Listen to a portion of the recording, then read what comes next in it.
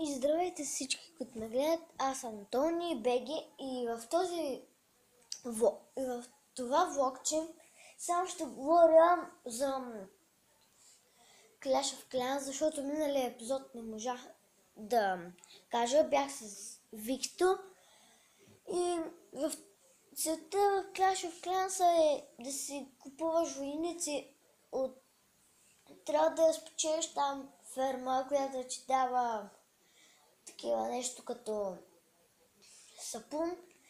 Ти трябва да ги събираш и да си купуваш герои с тях и да си построиш база.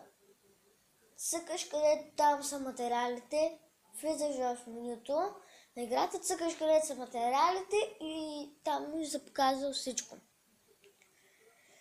Така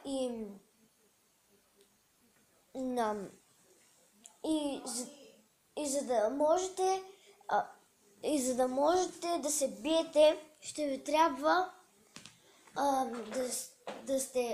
да си подсилите героя на макс,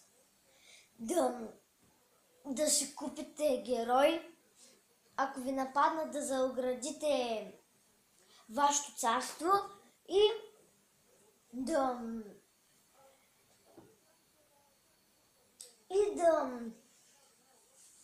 такова, как се казваше бе? Една секунда.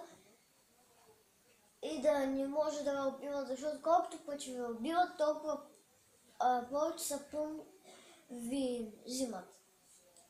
И това беше всичко от мен за този епизод. Надявам се да ви е харесал. И моля ви, абонирайте се за мене.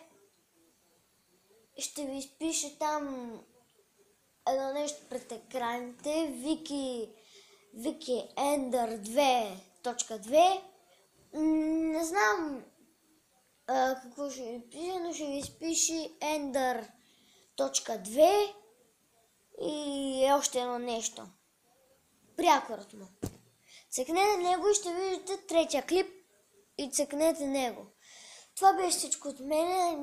Това беше това влогче. Надявам се да ви е харесало и моля ви, абонирайте се за мене. Пак го повтарям и гласувайте за мене. Чао!